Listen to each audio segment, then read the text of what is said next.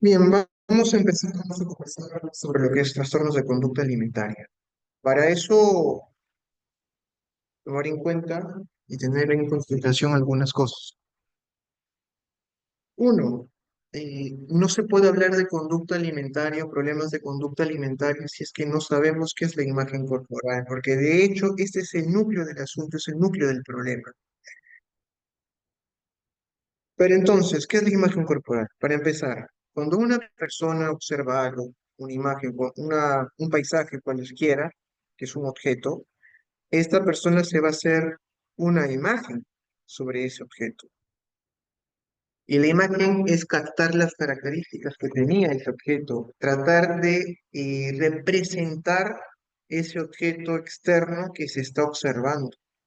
Y en el caso de nosotros, bueno, ahora con la existencia pues de los espejos podemos vernos a nosotros mismos, pero no es solamente cómo nos vemos, sino cómo nos sentimos a nosotros mismos respecto a cómo nos apreciamos. Pero ahí entran a tallar otras cosas más. Y esto es importante porque en realidad cuando nosotros explicamos el aspecto de percepción, ¿no? Recuerden que la percepción tiene todas sus características. Eh, y cuando nosotros nos autopercibimos en el aspecto de una manera, nos podemos dar con algunas sorpresas. En realidad la percepción tendría que tener todas sus características, ¿no? Tal como se observa aquí en el cuadro. Eh, pero, pero es posible que en pacientes con trastornos de conducta alimentaria puedan haber distorsiones de esa percepción y por lo tanto eh, darse lo que se llama pues las ilusiones, ¿no? Pero entonces, la imagen corporal, ahí vemos a una persona que se está observando. La imagen corporal es la imagen que forma nuestra mente sobre nuestro propio cuerpo. Les decía, hoy en día nos podemos observar en un espejo, pero no siempre fue así. Veíamos nuestro reflejo, pues, en el agua, en los lugares. La imagen que tenemos de nuestro cuerpo ahora es ayudada por los espejos o las superficies reflejantes, pero en nuestra mente ya tenemos cómo nos vemos a nosotros mismos. Hay una representación de cómo nos vemos a nosotros mismos, por lo que puede caber la posibilidad de que nos vemos bien o por el contrario nos vemos mal, ¿no? Y por ejemplo aquí pues, la persona está delgada, sin embargo en el espejo tiene esa apreciación de que está gorda. Ahora, ojo que, como vuelvo a repetir y lo dije previamente, no significa de que la persona eh, completamente se ve mal, ¿no? Se ve alterada. Ya sería una alteración mucho más perceptiva, una alteración, una distorsión perceptiva, ¿no? Dentro de lo que estudiamos. Sino que mm, ahí entra a tallar también un componente subjetivo, la apreciación, el valor que le da la persona a su imagen, a su cuerpo.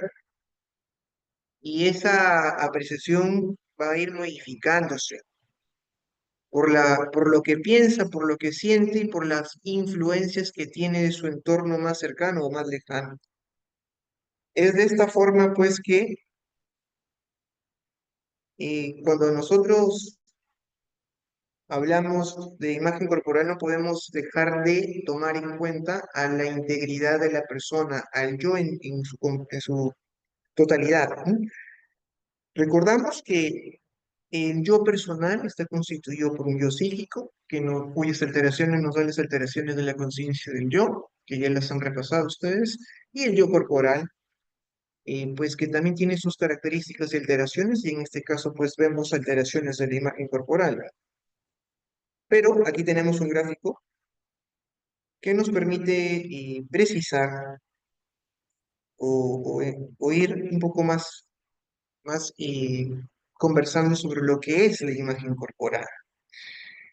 Como ven, aquí tenemos dos cosas, ¿no? Una que es el autoconcepto general que tenemos cada uno de nosotros, en donde está el aspecto físico, por supuesto, está el aspecto personal con todo lo que somos, está el aspecto familiar, porque el concepto que tenemos de nosotros mismos también tiene que ver con lo que nos dice nuestra familia, con las creencias y con todo lo que es nuestro bagaje familiar, y, también los esquemas que nos inculca nuestra sociedad, en fin, eso por una parte, la autoestima que es el aspecto afectivo, 3 votos gratis antes de que termine. el aspecto afectivo que nosotros tenemos va a influir muchísimo y la conducta. Entonces, como ven aquí, hay una flecha que se cruza, ¿no? En primer lugar, el autoconcepto versus el ideal real.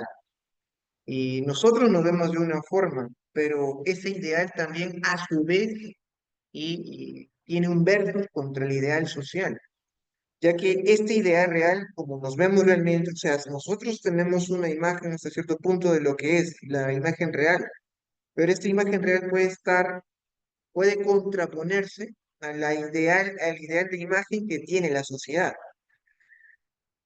Por lo tanto, si nosotros también tenemos una autoestima mermada, disminuida, por ejemplo, un paciente que está deprimido, se va a ver feo esa persona, se va a ver fea esa persona, eh, el aspecto afectivo que tengamos, la autoestima que tengamos, va a influir completamente en cómo va a ser nuestra imagen corporal. Entonces, como ven, la imagen corporal tiene un componente, tiene varios componentes. De aquí se aprecia mejor, la siguiente diapositiva. Por lo que podríamos dar esta definición de imagen corporal como la integración de experiencias perceptivas, lo que yo aprecio, subjetivas, mis esquemas mentales, actitudes, las acciones que yo realizo sobre mi propio cuerpo y la apariencia, que tiene que ver con el desarrollo de nuestra autoconciencia y se conforma a partir de la variación social interiorizada. Eh, Obviamente, ¿no? Yo les decía, mm, sin el yo corporal no podemos tener una identidad, sin el yo corporal la conciencia no está completa. Y sin este yo corporal, pues no podemos incluso identificarnos a nosotros mismos, sentirnos uno mismo, ¿no? Y por supuesto, esto puede alterar también nuestras relaciones interpersonales. Aquí de forma un poco más profunda, según este autor, nos habla de que la imagen corporal tendría entonces dos dimensiones, una dimensión evaluativa comparativa, o es decir, emocional. Obviamente que esa va a ser bastante subjetiva porque es cómo nos sentimos, es la evaluación, la percepción que tenemos sobre nuestro propio cuerpo, esa autoestima corporal que puede estar influenciada por incluso nuestro estado emocional y el ideal que tenemos, el ideal real, perdón, versus el ideal que nos inculca la sociedad. Pero obviamente que todo esto tiene mucho que ver con el autoconcepto general que tenemos, ¿no? El autoconcepto, o sea, el concepto que tenemos sobre nosotros mismos, mencionaba previamente, tiene que ver no solamente con nuestro aspecto físico, pero en los pacientes que tienen problemas de conducta alimentaria, el autoconcepto general lo reducen solamente a su aspecto físico, es decir, a su imagen corporal. Y he ahí el problema, porque una parte no es el todo, ¿no? Eso es algo obvio. Pero en pacientes que tienen estos inconvenientes, pues lamentablemente es así. Entonces, esta primera dimensión tiene que ver con nuestra autoestima, con nuestro estado emocional, con cómo nos queremos a nosotros mismos, pero también con el autoconcepto general que, como ven, está influenciado también por la sociedad y por nuestro entorno más cercano, más lejano. Pero hay un segundo componente, que es el cognitivo-conductual, en donde están los autoesquemas de apariencia, es decir, qué es lo que pensamos sobre nosotros mismos en cuanto a nuestro cuerpo, y en donde incluso este autoesquema de apariencia, cómo me tengo que ver está determinada por la internalización del ideal de belleza. Aquí nuevamente se pone hincapié a lo que el ideal social establece como belleza en una determinada época, ¿no? En este caso, por ejemplo, en varones, pues, que tienen que ser altos, musculosos, una figura esbelta, etcétera, ¿no? Y las mujeres algo parecido. Bueno, salvo el aspecto de los músculos, ¿no? Entonces, una figura delgada en ambos, en todo caso. Pero también el aspecto conductual se refiere a las acciones y actitudes que va a tener la persona para cuidar su propio cuerpo. Ir al gimnasio, comer sano, hacer actividad física. Todo eso, todo eso en conjunto es lo que determina lo que es la imagen corporal. Entonces, ¿qué quiere decir? Si es que alguna de estas cosas está alterada, comienza a haber una alteración de la imagen corporal. Si yo tengo una idea, una creencia, un esquema mental que ha sido inculcado por mi familia, en donde me dicen, no, oye, tienes que ser delgado o tienes que ser delgada, porque así tiene que ser, entonces eso ya se vuelve mi esquema mental. Y al volverse mi esquema mental, y pues voy a tratar de actuar en base a ello, y eso va a ir consolidando y puede constituir lo que es mi imagen corporal, ¿ok? Y se produce pues un versus, ¿no? Porque si esto es lo que y este es el esquema que tengo, este es el esquema que he adquirido con mi familia, con mis padres, y este esquema se enfrenta el ideal de belleza social. ¿Está acorde al ideal de belleza? O por el contrario, no es compatible.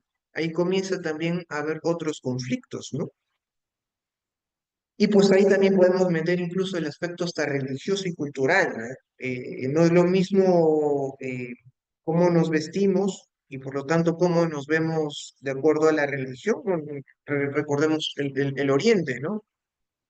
En donde pues mujeres están completamente tapadas y el ideal de belleza es más bien estar así. Entonces, todo eso puede producir un conflicto y puede condicionar finalmente cómo concluimos sobre nuestro cuerpo y cómo entendemos nuestra imagen corporal.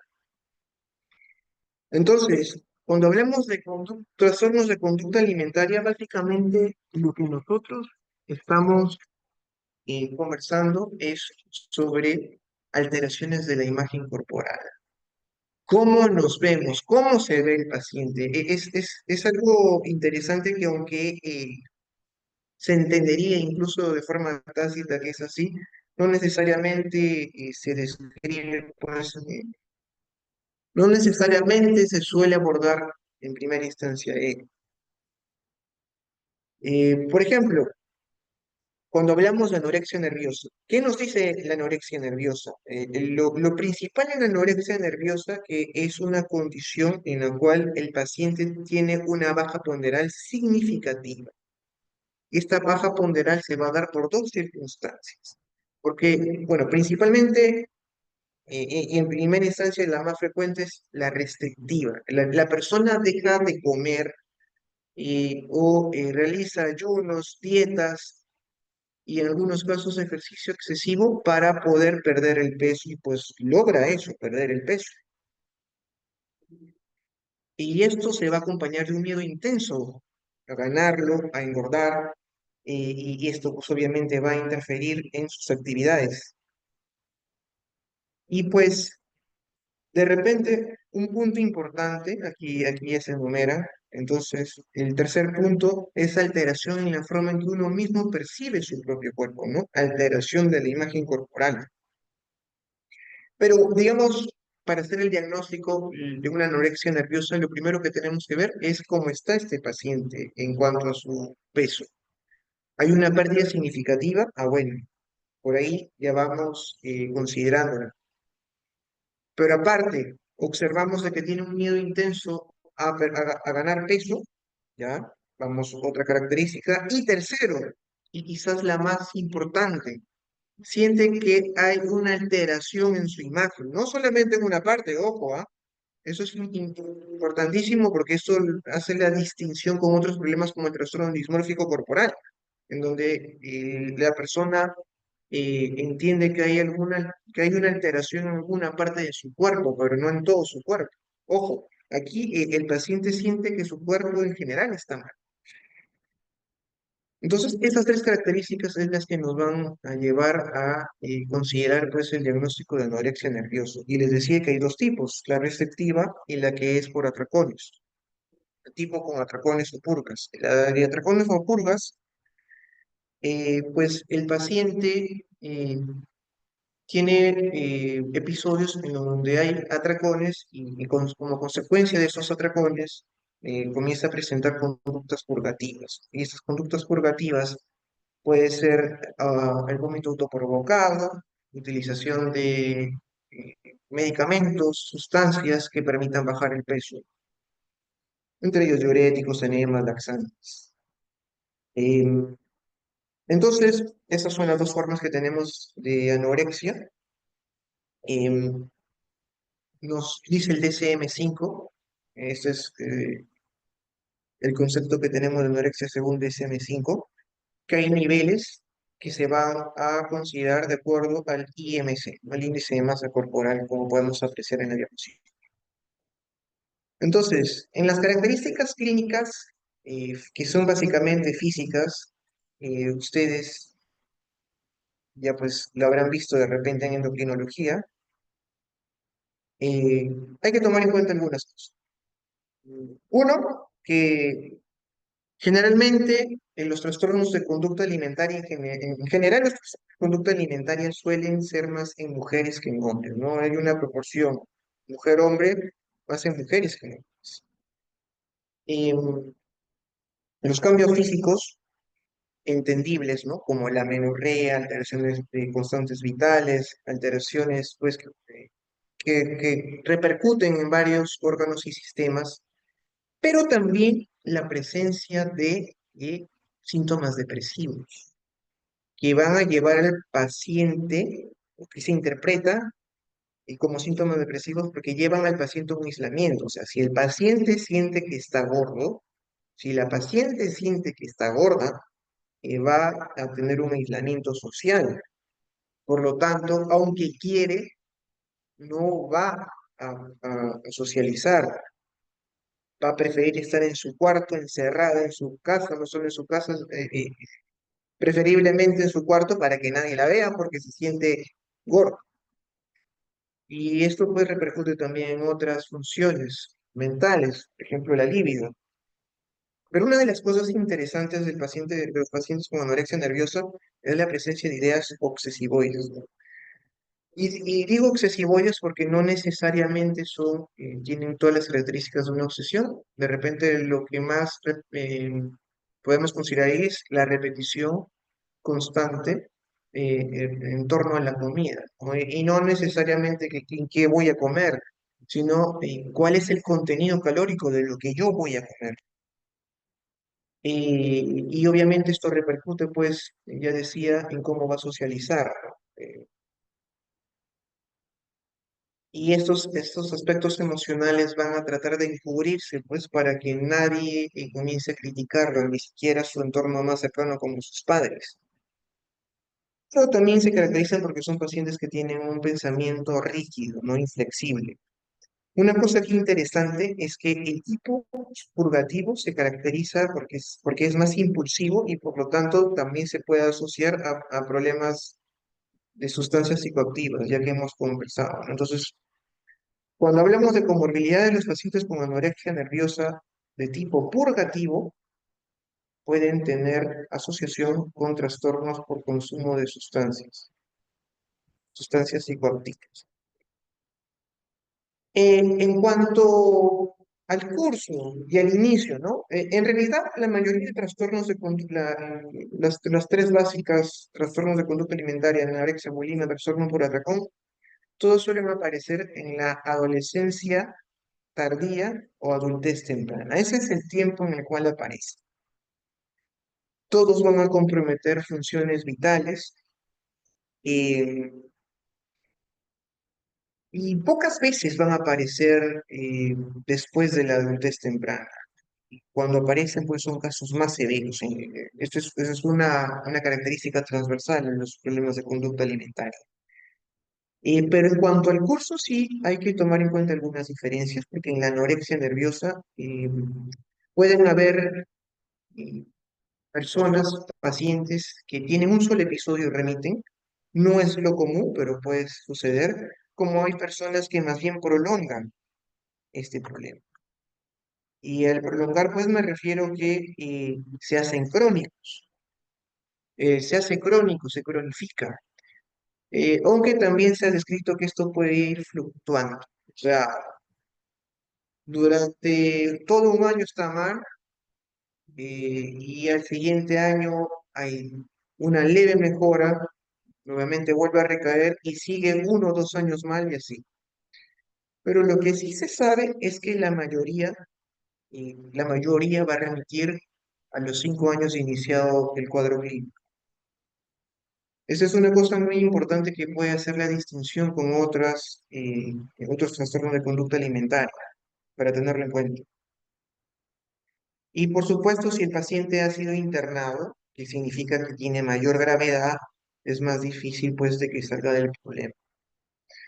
Y los factores de riesgo, como ya hemos más o menos hemos visto, se ha visto en lo que he mencionado, se relaciona con un pensamiento inflexible, un pensamiento riguroso, obsesivo y con problemas de ansiedad en la infancia. Y obviamente que va a ser mucho más común en profesiones que promueven pues una adecuada imagen corporal como modelos, deportistas de élite. Y va a haber mayor riesgo en familiares de primer grado, con familiares de primer grado, sí. En la exploración física, pues los signos característicos, hipertrofia de glándulas parotídeas, cicatrices, si es que había un vómito, emaciación en casos más severos,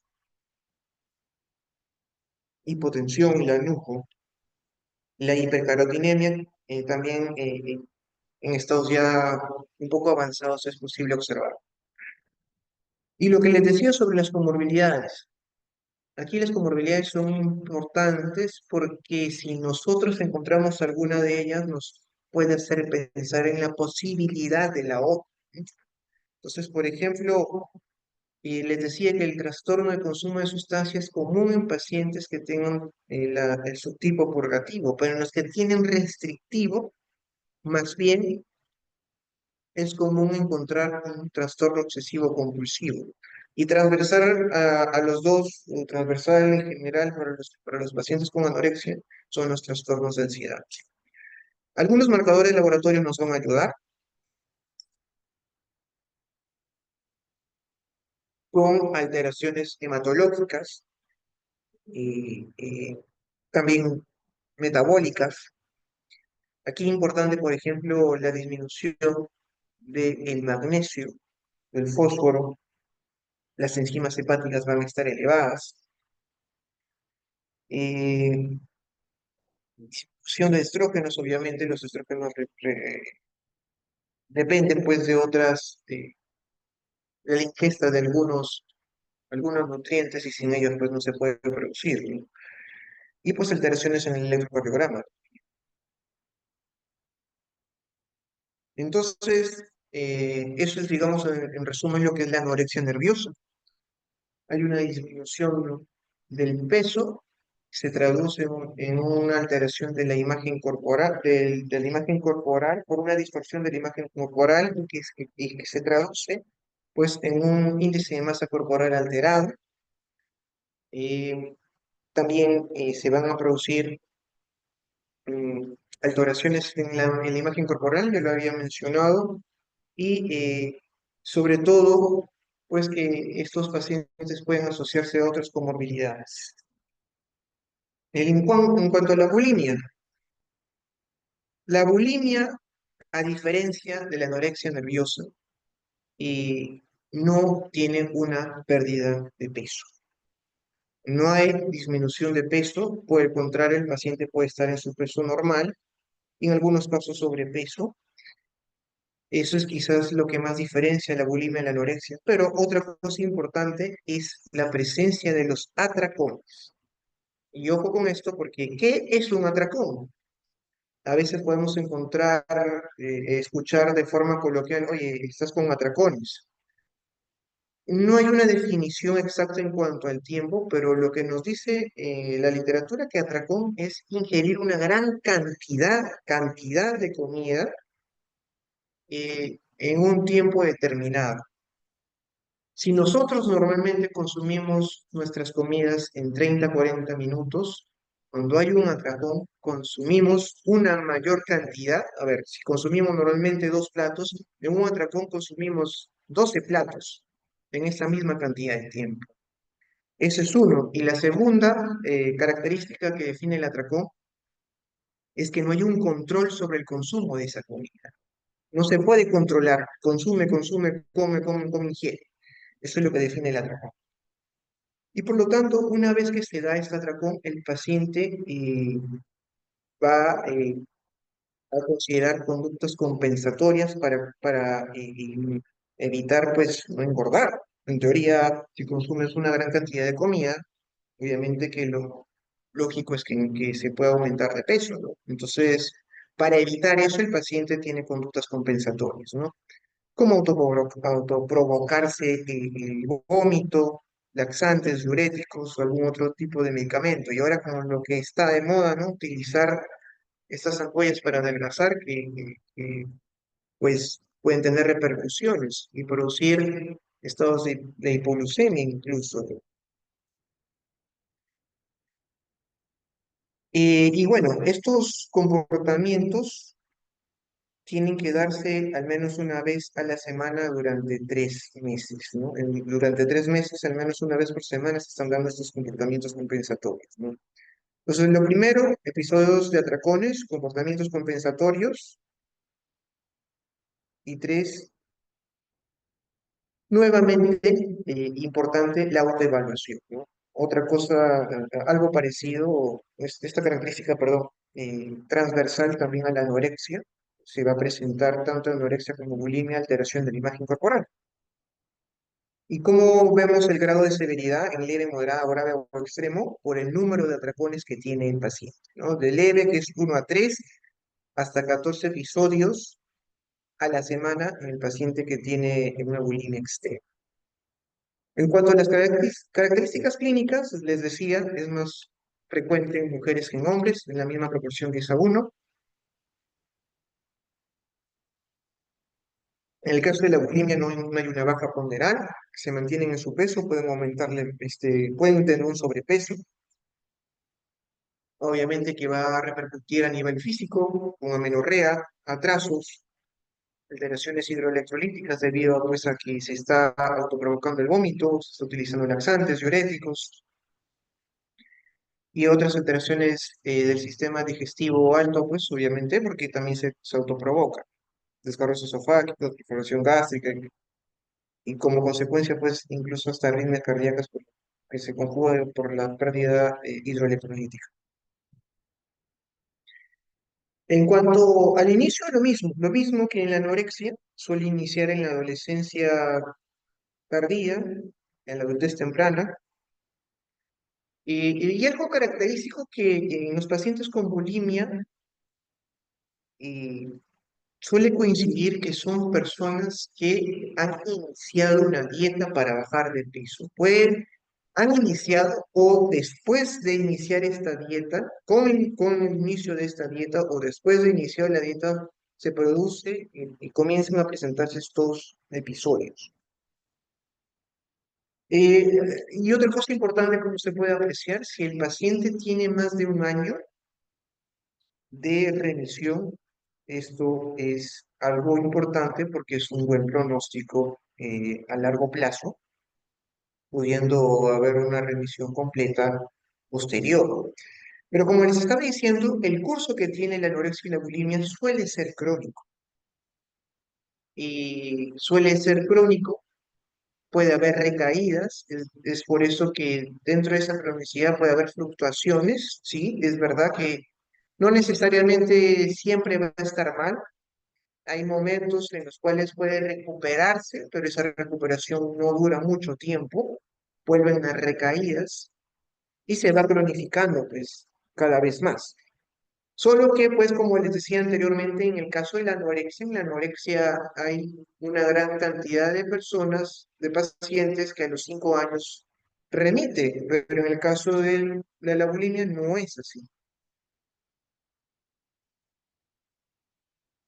Y otra cosa importante, como pueden también apreciar en la diapositiva, es que en algunos casos, algunos pacientes con bulimia pueden convertirse o pueden llevar a una anorexia nerviosa. Recordemos que la gran diferencia entre bulimia y anorexia, que tienen características clínicas psiquiátricas bastante parecidas, es que pues en la bulimia no hay baja de peso, pero hay pacientes que con el transcurrir del peso y la cronificación pueden disminuir de peso y por lo tanto ya no serían bulimia sino anorexia. Y eso se da en el 10 al 15% de los casos. Y también hay algunos casos en los cuales el paciente con bulimia que presenta atracones ya no presenta conductas compensatorias, pero todo lo demás está presente. Eh, Y eso constituye, pues, una pregunta, ¿no? Entonces, ¿este paciente va a ser bulímico o ya no es bulímico? Eh, Porque, recordemos,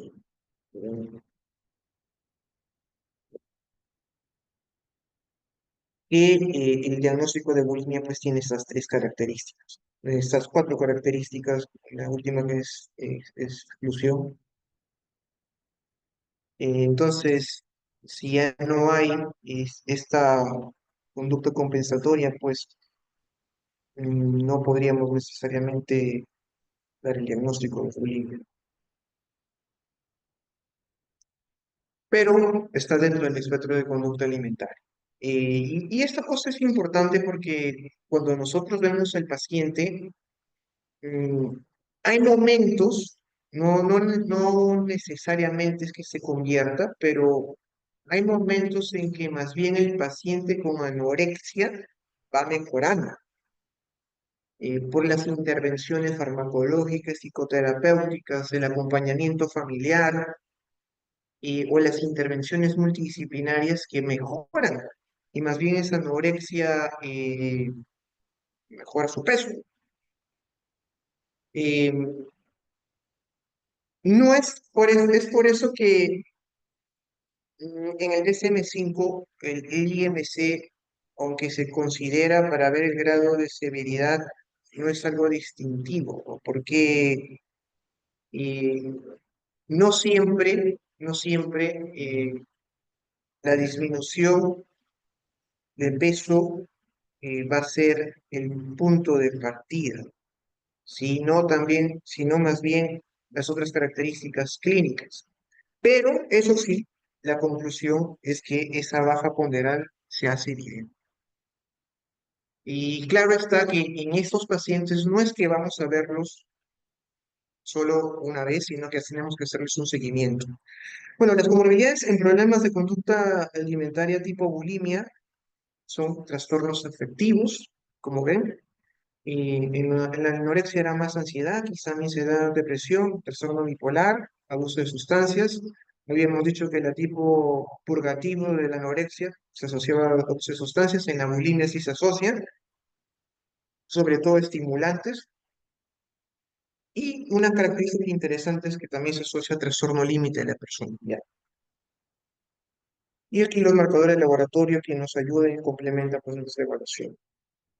El otro trastorno importante eh, tenemos lo que es el trastorno por atracón. El trastorno por atracón, su mismo nombre lo dice, ¿no? Hay presencia de atracones. Solo que en este caso no hay conductas compensatorias como si lo había en la bulimia. Hay este tipo de pacientes. podríamos decir que más bien estos pacientes podrían progresar a lo que es una bulimia. Pero en estos pacientes se vio que no hay estas conductas compensatorias, es que puede haber un aumento de peso, incluso puede haber obesidad. Es ahí que a veces se tiene que hacer una distinción entre lo que es obesidad por atracones o una obesidad que todos conocemos, ¿no? Entonces, lo mismo, el atracón, dos características, una gran cantidad de comida en un tiempo, en el tiempo que siempre está acostumbrado la persona, se consume una gran cantidad de comida. Y dos, no hay posibilidad de controlar esa ingesta de esta gran cantidad de comida. Pero, añadido a ello, en el trastorno por atracón hay otras características que la acompañan, como que se come muy rápido en ese espacio de tiempo. em, Se come o se come hasta estar desagradablemente lleno, o incluso si no se tiene hambre, se come por vergüenza, y pues esto va a traer consigo varios estados emocionales, ¿no? De tristeza, de angustia, sentirse avergonzado.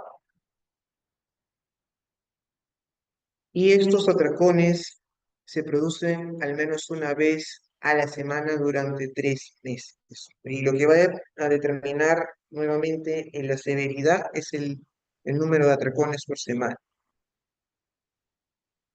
En cuanto a las características clínicas,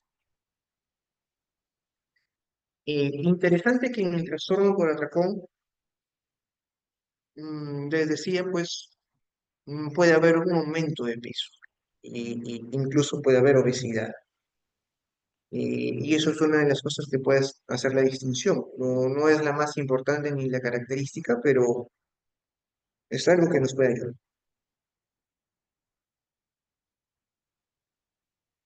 Em, una cosa también importante es em, que se ha asociado con frecuencia al sobrepeso y la obesidad en los individuos que buscan tratamiento. Es decir, ya había comentado previamente, por ejemplo, en la bulimia, después de la ingesta de alimentos, la ingesta no, después de una dieta alimentaria, el paciente puede comenzar a presentar estas características. En el caso del trastorno por atracón también, algo similar. Solo que en el paciente con trastorno por atracón, el paciente ya se encuentra en sobrepeso, incluso en obesidad. Em, Aquí lo mismo, como en todo en la anorexia y la bulimia, empieza en la adolescencia y en la adultez temprana, solo de que en el atracón también puede aparecer en la adultez tardía, a diferencia de las anteriores.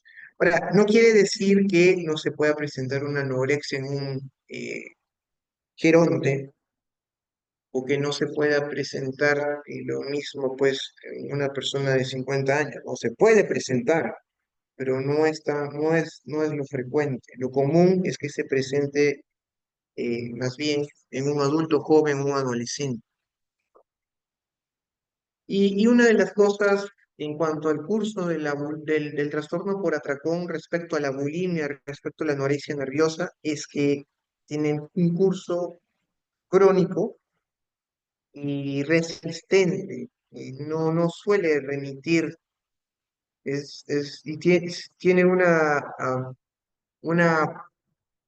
un curso que es más difícil de abordar, que es más difícil de intervenir, porque incluso muchos de estos pacientes pues no consideran que estén mal, no consideran que están mal.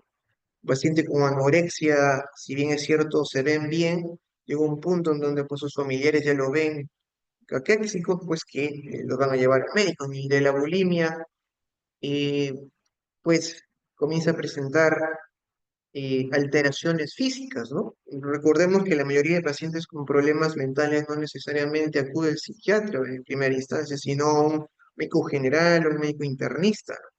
Y el paciente con bulimia puede presentar alteraciones físicas, trastornos hidroelectrolíticos, otras alteraciones de laboratorio, pues, que van a ser evidentes y nos van a permitir determinar, pues, que se trata de este problema. Pero lo que sí podemos tomar en cuenta es que el trastorno por atracón en cuanto al curso, en cuanto a la oscilación de sus características clínicas, pues no muy parecido a una bulimia nerviosa. Ahora, les decía, ¿qué es lo que nos puede hacer la distinción entre obesidad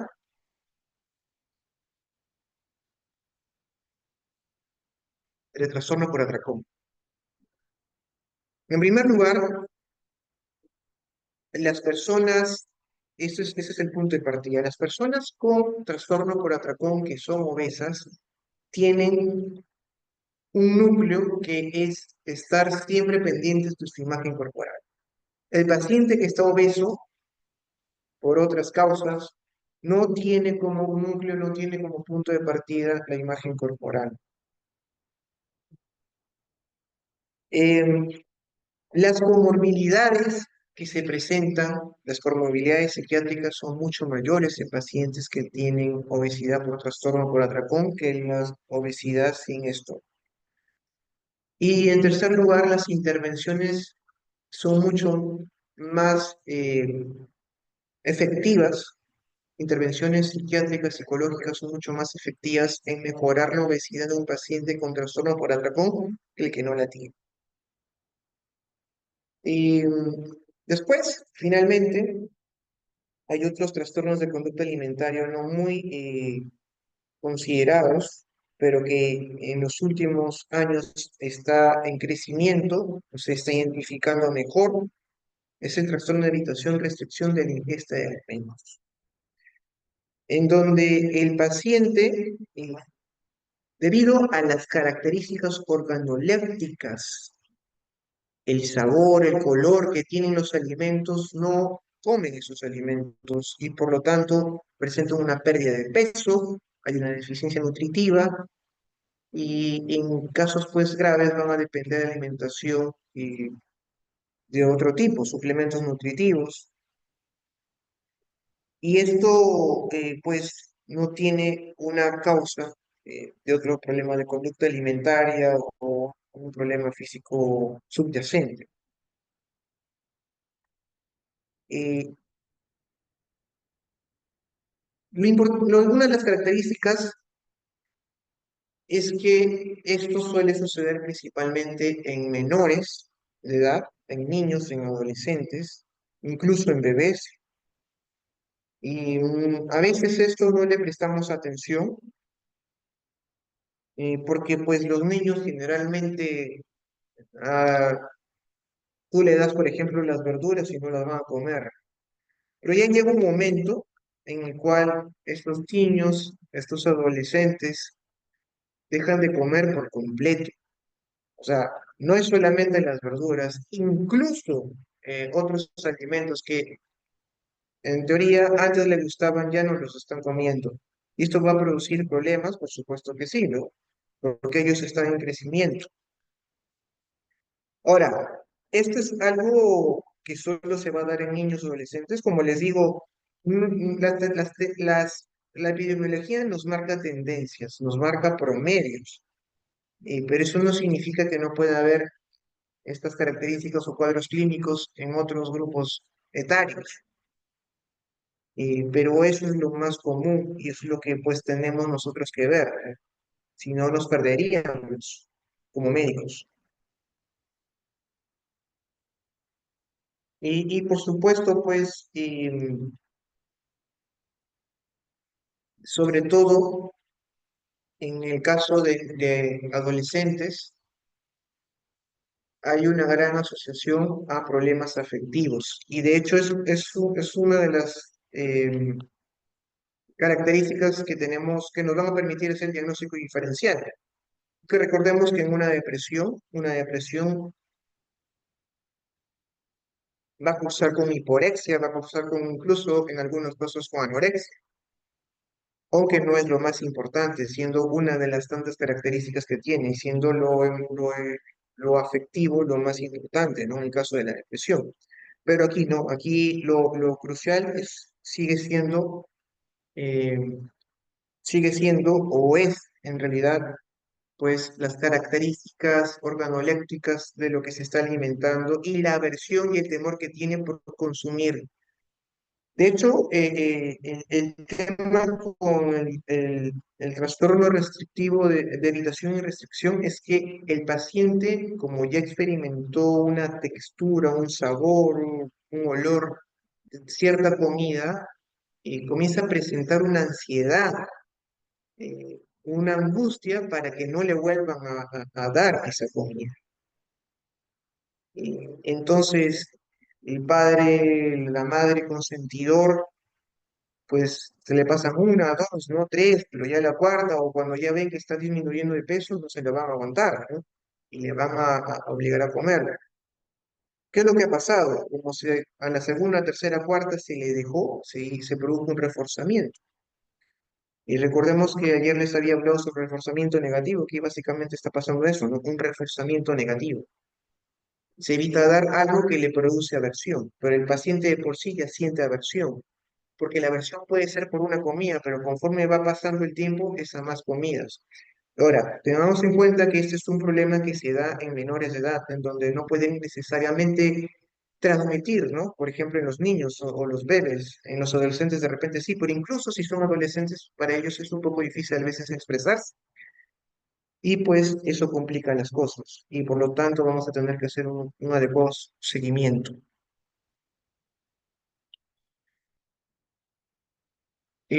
Como les decía, esto es más común en menores de edad, primera década de la vida, pero puede persistir hasta la adultez. Y pues hay una evitación, porque cuando se prueba tal alimento produce pues una actitud aversiva.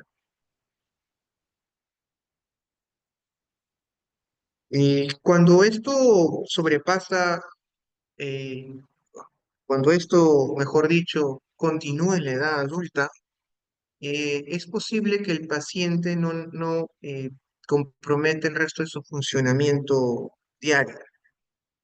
Pero por supuesto, un adulto donde ya tiene mayor autocontrol puede comer algunas cosas que en teoría siente, que en teoría ya no les tiene aversión. Pero esas cosas que consume de repente pueden ser cosas que son eh, muy, muy nocivas a largo plazo, al mediano y largo plazo, como por ejemplo la ingesta de carbohidratos, la ingesta de golosinas que pueden saciarlo, pero no necesariamente nutrirlo. Y ahí se dan los inconvenientes. ¿Y cuáles son los factores de riesgo, perdón, que tenemos que tomar en cuenta? Es la presencia de otros trastornos mentales, porque el TERIA, el trastorno de evitación, restricción de la ingesta de alimentos, puede cursar con comorbilidades como el espectro autista, el TOC, trastorno de ansiedad, el TDAH. Algunos de estos familiares van a presentar trastorno de ansiedad, otros trastornos de conducta alimentaria. Y algo muy frecuente es que esto sucede en pacientes con retraso mental. Pero también en pacientes que han tenido antecedentes de problemas físicos como el ERGE, vómitos, infecciones gastrointestinales, que pues que han repercutido en cómo se ha sentido, ¿no? Entonces, eso produjo condicionamientos que después produjeron ansiedad, aversión a comer ciertas cosas, ciertos alimentos y pues se va generalizando todo. Y luego, un diagnóstico diferencial muy importante son las fobias específicas. En la fobia específica, el miedo es a las situaciones que pueden derivar a ahogos o vómitos. Es decir, puede haber el paciente que no come, pero no come no porque no quiera, tiene hambre, quiere comer y no le importa cómo es la textura, el color, el sabor, sino que simplemente tiene miedo a que le pueda suceder algo como un ahogo o vomitar si se come eso, porque ya tuvo un precedente, ¿no? Ese es algo de las, el caso de las fobias específicas.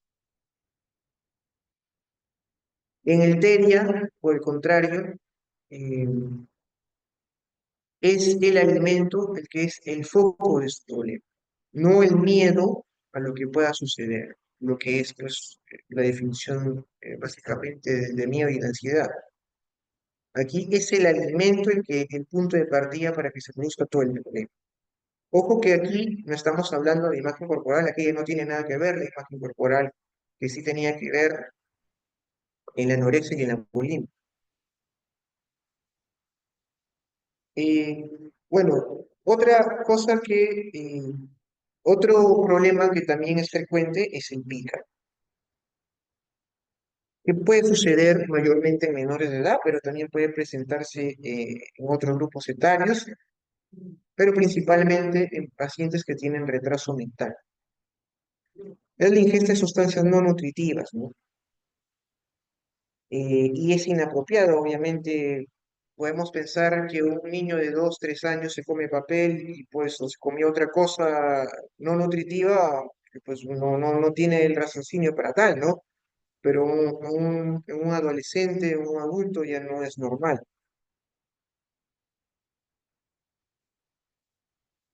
Esto hay que diferenciarlo con otros problemas como el síndrome de comedor nocturno, que tiene estas características de hiperfagia nocturna. Hay alteraciones del ánimo y no tiene una preocupación por su imagen corporal, por la dieta, las calorías, ¿no? Esto se da generalmente por las noches y pues trae consigo todo eso. En la noche come mucho, pero en el día, de forma compensatoria, debido a que ha comido mucho, y no quiere desayunar y restringe pues, los alimentos. Bueno, el otro nombre con el que se conoce a la pica es la litrofagia, es generalmente inicio en infancia, les decía en pacientes con retraso mental, también se puede dar en embarazadas, ahí hay bastantes explicaciones, ¿no? Hay pacientes que embarazadas em, piden hielo, ¿no? Bueno, el hielo no es algo estrictamente nutritivo, ¿no? Bueno, el agua como tal nos permite hidratarnos, pero el hielo en particular ya es otra cosa. Y obviamente que como son cosas inanimadas, incluso pueden ser, pues, ¿qué les digo yo? Un trozo de sábana, un trozo de almohada, o esto puede producir eh, consecuencias en el tracto gastrointestinal, ¿no? Y pues obviamente que comórbidos a la cabeza está el retraso mental, pero también pacientes con TOC, con TEA, espectro autista y esquizofrenia también.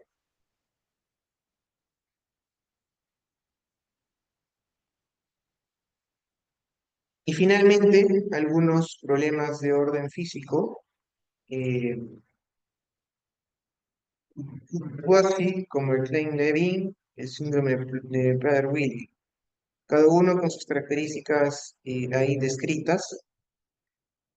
El claver básico es que es un componente, que tiene un componente de alteración neurológica, ¿no?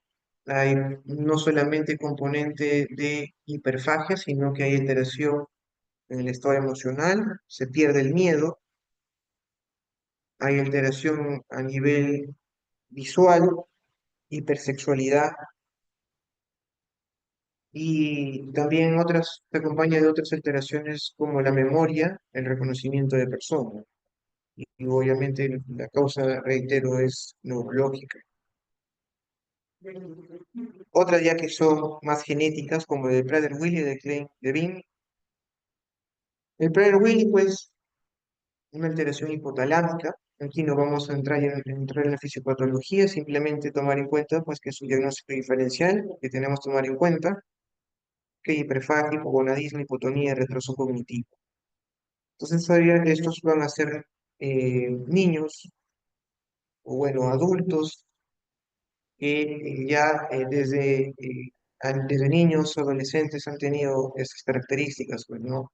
Y va a ser, lo clásico, pues, es observar su aparato reproductor en donde no ha habido un adecuado desarrollo, a pesar de que ya son adolescentes adultos.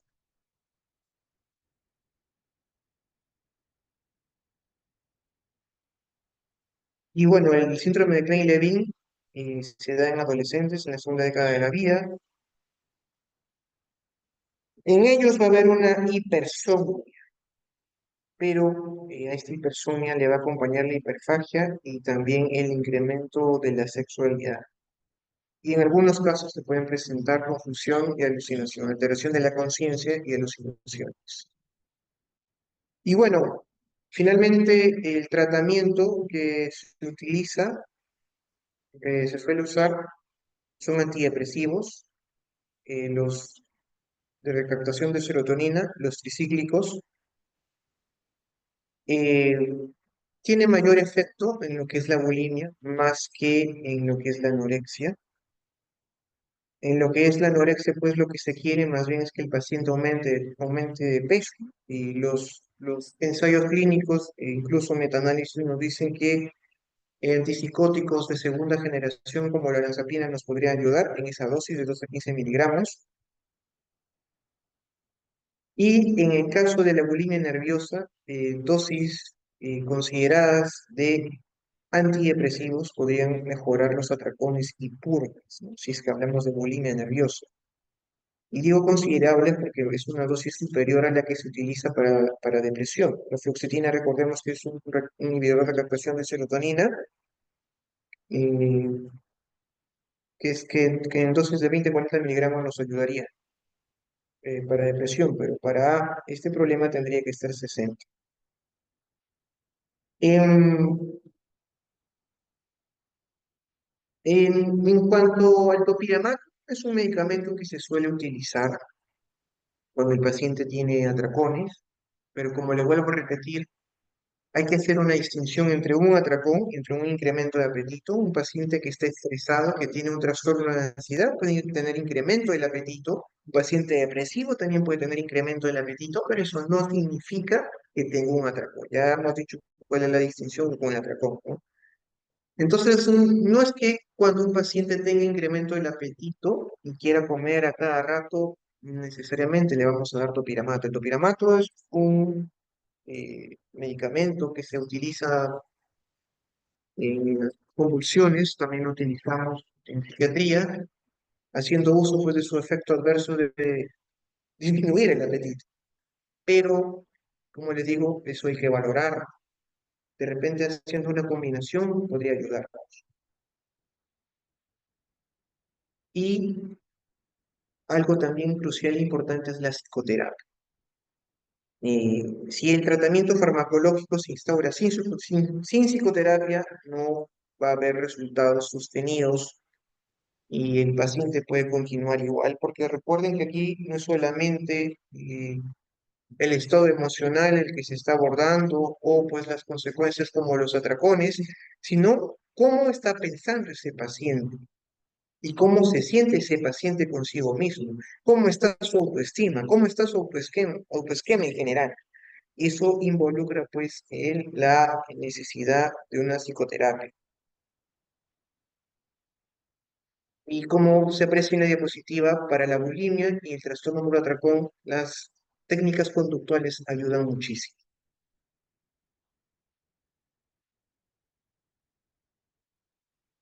Bueno, este es en el caso de